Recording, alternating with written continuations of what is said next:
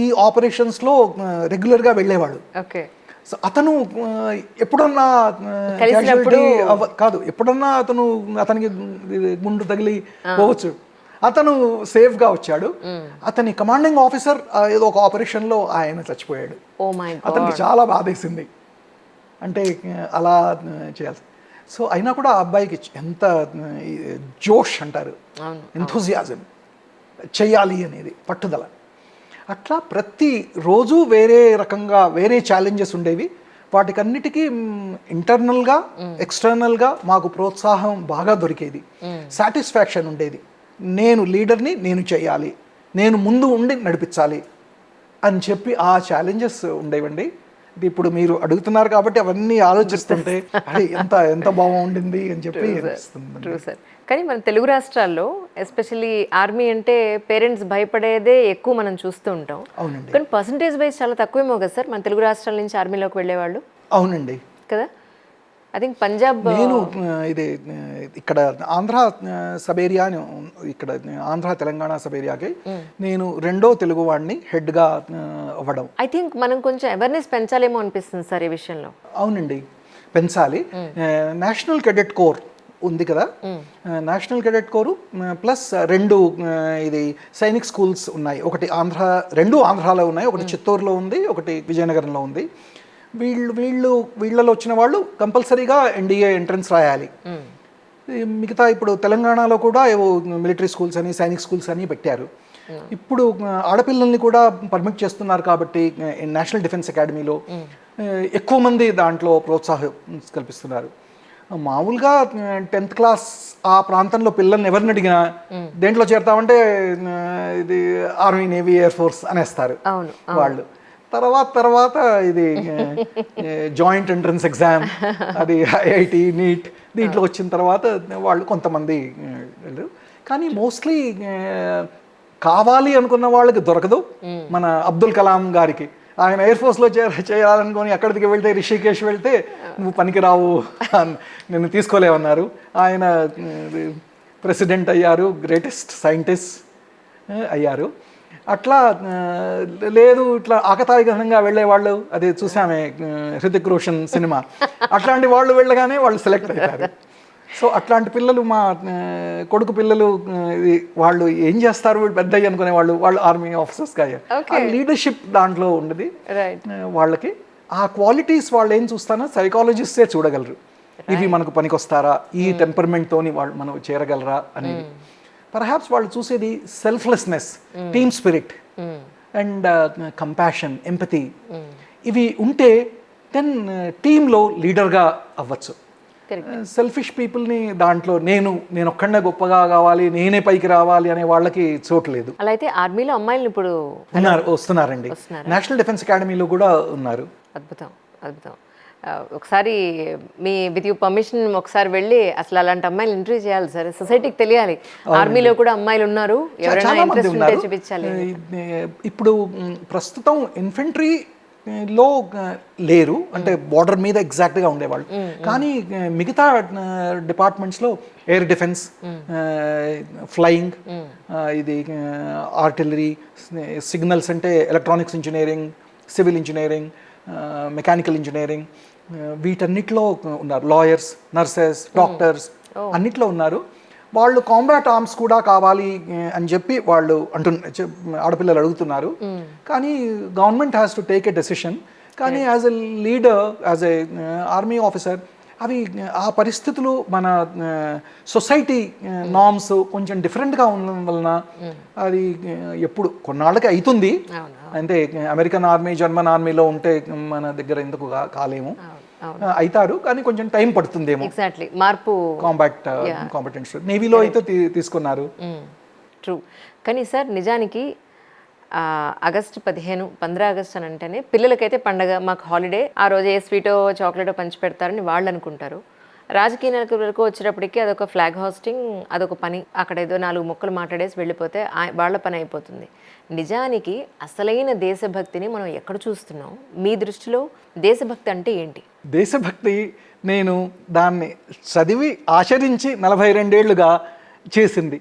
ఇప్పుడు అడిగి ఏదన్నా తప్పు చేశానా అనేది తల్లిదండ్రులు నేర్పించింది కానీ, గాంధీ మహాత్ముడు చెప్పింది కానీ, భగవద్గీతలో చెప్పింది కానీ, వీటిలో ఏవైతే చెయ్యకూడదు అన్నారో అవి చెయ్యకుండా, ఏవి చెయ్యాలి అన్నారో అవి చేశానా అని అంటే ఈ 42 ఏళ్లలో నేను అదే చేశాను.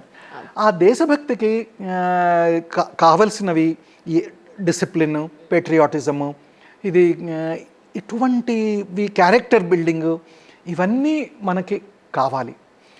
నా ఎన్వైరన్మెంట్, నేను పనిచేసిన ఎన్వైరన్మెంటు, నేను నేషనల్ కెడెట్ కోర్ టీచర్స్ ఉంటారే, అసోసియేటెడ్ ఎన్సిసి ఆఫీసర్స్ అని, వాళ్ళ ట్రైనింగ్ అకాడమీగా కమాండెంట్గా ఉన్నాను, డైరెక్టర్గా ఉన్నాను. వాళ్ళని ఎలా ప్రోత్సహించాలి అనేది, వాళ్ళు పిల్లల్ని ఎలా ప్రోత్సహిస్తారు అనేది, నా జ్యూరిస్డిక్షన్లో నేను పిల్లలతో ఇంటరాక్ట్ అయింది. వాళ్ళకి దేశభక్తిలో ఎటువంటి కొదవా లేదు. వాళ్ళ జోష్, ఇన్స్పిరేషన్, ఇది కరెక్ట్నెస్, క్యారెక్టర్ అవన్నీ కరెక్ట్గా ఉన్నాయి. ఆపర్చునిటీస్ వాళ్ళకి సరైనవి వస్తే వాళ్ళు చాలా బాగా అవుతారు. ఇప్పుడు మీరు అడిగింది పొలిటీషియన్స్ సంగతి, మాకు ఎక్స్పోజర్ ఉండదు ఎగ్జాక్ట్లీ. కాబట్టి వాళ్ళు ఏం చెప్తారు అని తెలియదు. నేను చిన్నతనంలో ఎక్స్పీరియన్స్ చేసింది, నేను వెళ్ళింది ఇది జెండా వందనానికే, స్పీచెస్ ఇచ్చింది దేశభక్తి కోసమే, దాన్ని పాలించింది, ప్రాక్టీస్ చేసింది అదే. కాబట్టి ప్రస్తుతంలో మిగతాది ఎట్లా ఉన్నారని మనం చెప్పలేము. కానీ ఇండియన్ యూత్, ఇండియన్ చిల్డ్రన్, వాళ్ళందరూ they are raring to make India a great nation. Another thing, నా పుట్టినరోజు 15th August. అయితే అమ్మ అనేది అదే 6:30కి పొద్దున్న, అదే మిగతా ఫ్యామిలీ మెంబర్స్ పిల్లలు వాళ్ళు జెండా వందనానికి వెళ్తుంటే I was Born. Maybe that is one reason that the destiny has brought me here. So every time ఇది జెండా వందనానికి వెళ్ళినప్పుడు నాతో పాటు కూడా నా స్వీట్స్ కూడా పంచేవాళ్ళం. నేను ఎక్స్పీరియన్స్ చేయలేదండి, ఎందుకంటే ఇప్పుడు రిటైర్మెంట్ తర్వాత కూడా మా కలీగ్స్ ఎవరున్నారో అందరూ సంఘానికి ఏం చేయాలి. ఇప్పుడు ఇంతకుముందు సర్వీస్లో ఉన్నప్పుడు భారతదేశం అన్ని రాష్ట్రాల్లో, అన్ని ప్రాంతాల్లో వెళ్ళొచ్చాం. కానీ ఫైనల్గా సెటిల్ అయింది మన రాష్ట్రంలో, ఎక్కడైతే సెటిల్ అవ్వాలని అన్నాం. ఇప్పుడు ఆ ఇన్ఫ్లుయెన్స్ మన సమాజానికి మరికే చేయగలం. వెళ్ళి ఎక్కడో కేరళలోనూ తమిళనాడులోనూ చెప్పలేం కదా. సో మనం ఇన్ఫ్లుయెన్స్ చేయగలిగింది ఈ తెలంగాణ రాష్ట్రంలో, ఆంధ్ర రాష్ట్రంలోనే చేయగలం. వీళ్ళతో ఎప్పుడు ఇంటరాక్ట్ అయినా కూడా మీకు మేమేం చేయగలము, ఎలా హెల్ప్ చేయగలము, మీరు బాగున్నారా అని చెప్పి, వాళ్ళకి ఏమన్నా ప్రాబ్లమ్స్ ఉంటే వాటిని ఎలా సాల్వ్ చేయగలము, లేక గైడెన్స్ ఇవ్వడము, ఇటువంటివి నేను నా కలీగ్స్ చేస్తున్నాం. కాబట్టి ఇప్పుడు కూడా దేశభక్తికి, దేశానికి మా జీవితం సమర్పించి ఉంది. ఎందుకంటే నాకు ఎస్పెషల్లీ యూత్లో ఒక క్రికెట్లో కనిపించే యూనిటీ, మన దేశం ఇండియా అని ఒక కసి పట్టుదల వచ్చే ఆ యూనిటీ ఇంకెక్కడా కనిపించదు. యాజ్ జర్నలిస్ట్గా నేను ఎక్కడ చూడలేదు. అండ్ మోర్ ఓవర్, నిజమైన దేశభక్తి ఉంటే అలా రోడ్డు మీద అలా చెత్త పడారు, మన ఇంట్లో చెత్త అంతా తీసుకెళ్ళి రోడ్డు మీద పడారు. అండ్ మోర్ ఓవర్, ఎవరెట్టిపోతే ఏంటి, నేను సుఖంగా ఉన్నానా అని అనుకోరు. అదే దేశభక్తి అంటాను. ఒక పక్కవాడికి ఇబ్బంది కలగకుండా నువ్వు జీవించగలిగిన రోజున, అదే ఒరిజినల్ దేశభక్తి అంటాను. రోడ్డు మీద ప్రతిరోజు సార్, ఎవ్రీ డే నేను ఫేస్ చేసేది ఏంటంటే, లిటరలీ వాళ్ళు 2 వీలర్ మీదో 4 వీలర్ మీదో, మరి ఆ దేశభక్తి ఉన్నవాళ్ళు ఇలాంటి పనులు చేయకూడదు, ఎక్కడ పడితే అక్కడ ఉమ్ములు వేయకూడదు. దేశభక్తి మీరు అంటున్నారు, నేను క్యారెక్టర్ అంటున్నాను. That's what a person with character will have everything what ever you have said. Absolutely. Rules follow చేయడం, వేరే వాళ్ళకి హెల్ప్ చేయడం, దేశం కోసం పాటుపడడం, నేను ఒక్కడనే కాదు నాతో పాటు కొంతమందిని పైకి తీసుకురావడం, నేను లీడర్ అయితే మిగతా వాళ్ళని కూడా పైకి తీసుకురావాలి అనేది ఉండేది. ఇది ఎన్సిసిలో ఉన్నప్పుడు నేను చెప్పేవాడిని, character is the most important thing. Absolutely. అది మనం మోరల్ సైన్స్ మన స్కూల్లో ఉన్నప్పుడు అదొక సబ్జెక్ట్గా ఉండేది. అవన్నీ చిన్న చిన్న కథలు, పుస్తకాలు, ఏదంటే పంచతంత్రం నేర్పించేవాళ్ళు. అవన్నీ స్కూల్స్లో మేము నేర్చుకున్నవే, అవి పాటించడం కూడా అవి చేసినవే. ఎన్సిసి కెడెట్స్ని నేను చూశాను, నా 2 ఏళ్ళు డైరెక్టర్గా ఉన్నాను. దాంట్లో వాళ్ళని మేము చేయించేది ఇదే. రైట్. దానికోసం వాళ్ళు వస్తారు, సాటర్డే సండే ఎస్పెషల్లీ వస్తారు. ఇవి క్లీనింగ్ ప్రోగ్రామ్స్ ఉంటాయి, ఏంటి మన చెరువు పక్కల, సముద్రం పక్కన అవన్నీ క్లీన్ చేయడం అనేది. ఇది మేము ఏమి ఎక్స్పెక్ట్ చేస్తామంటే ఈ కెడెట్స్ ద్వారా వాళ్ళు, వాళ్ళ తల్లిదండ్రులు, అక్క చెల్లెళ్ళు, ఇంకా ఫ్రెండ్స్, వీళ్ళందరూ వీళ్ళ చేసే పనుల ద్వారా ఇన్ఫ్లుయెన్స్ అవుతారు కరెక్ట్ అని చెప్పి మా ఎక్స్పెక్టేషన్. కరెక్ట్ అదే చెప్తాం అనమాట, మీరందరూ రిప్రజెంటేటివ్స్, మన సొసైటీకి రిప్రజెంటేటివ్స్. అందరు స్కూల్ పిల్లల్ని మనం ఎన్సీసీలో చేర్చుకోలేము, ఎన్సీసీ కానీ ఎన్ఎస్ఎస్ కానీ వీటిలో చేర్చుకోలేము, అంత కెపాసిటీ లేదు. అయినప్పటికీ కూడా ఇది 5 ఏళ్ళ క్రితం ప్రీవియస్ గవర్నమెంట్ అంటే నరేంద్ర మోదీ గారు దాన్ని ఎక్స్టెన్సివ్గా పెంచేశారు ఎన్సీసీ. ఆయన కూడా ఎన్సీసీ కేడెట్గా ఉన్నారు, సుష్మా స్వరాజ్ కూడా ఉండింది. అయితే ఎన్సీసీలో ఉంటే ఇవి తెలుస్తాయి అని, వాళ్ళ సబ్జెక్ట్స్ కూడా మీరు చెప్పినవన్నీ ఎగ్జాక్ట్లీ సార్, దానివల్ల చాలా డిఫరెన్స్ ఉంటుందని నా అభిప్రాయం అండి. True sir. ఇట్లాంటి వాటిల్లో ఉంటే వాళ్ళు పెద్ద అయిన తర్వాత కూడా అవి పాటిస్తారు అని. మోడీ గారిని కలిసారా ఎప్పుడన్నా? అవునండి, నేను చీఫ్ ఆఫ్ స్టాఫ్గా లడాఖ్లో ఉన్నాను. అక్కడ 14 కోర్ అని ఉందన్నమాట. అది ఇటు సైడ్ కార్గిల్లో పాకిస్తాన్ లైన్ ఆఫ్ కంట్రోలు, సియాచిన్లో యాక్చువల్ గ్రౌండ్ పొజిషన్ లైను, చైనాతోని ఈస్టర్న్ లదాఖ్లో చైనాతోని మా జ్యూరిస్డిక్షన్ ఉండింది. ఆయన చార్జ్ ప్రధానమంత్రి కాగానే ఫస్ట్గా అన్అనౌన్స్డ్ మాకేంది ఇది, మాకైతే చెప్పాలి కదా మోదీ గారు వస్తున్నారు, they will meet all the soldiers ఇక్కడ అని చెప్పి అన్నారు. గవర్నమెంట్ తరఫున, స్టేట్ గవర్నమెంట్ జమ్మూ కాశ్మీర్ తరఫున మాకు తెలీదు, వాళ్ళకి కూడా తెలుసో తెలియదు, సీక్రెట్గా పెట్టారు. ఆయన ఫస్ట్ దీంట్లోనే అక్కడ ల్యాండ్ అయ్యారు. నేను రిసీవ్ చేసుకున్నాను as the chief of staff. ఆయనకి రిపోర్ట్ ఇచ్చి ఆయన్ని కండక్ట్ చేశాను, స్టేజ్ మీదకి కండక్ట్ చేశాను, తర్వాత కూర్చున్నాను. ఆయన చాలా ఇన్స్పైరింగ్ స్పీచ్ ఇచ్చారు. అందరూ జవాన్లతోని టీ తాగడం ఆ మిషతోని అందరినీ కలిశారు. అప్పుడు అనిపించింది ఇట్లాంటి లీడరు సోల్జర్స్కి రెస్పెక్ట్ ఇస్తే ఆ సోల్జర్స్ దేశం కోసం ఏమైనా చేయగలరు అనేది. చేస్తూ ఉంటాం, కానీ మన లీడర్స్ దాన్ని గుర్తిస్తారా, మన శ్రమని గుర్తిస్తారా అనేది. ఆయన చిన్న చిన్న విషయాలు కూడా, రాఖీ పండగకి ఎంతో దూరం చెల్లెలతో రాఖీ కట్టించుకోవాలని సెలవు మీద వెళ్ళేవాళ్ళు, ఇది ట్రైన్లో ఇది సీట్ దొరక్క టీటీకి లంచం ఇవ్వాల్సిన పరిస్థితి వస్తుంది.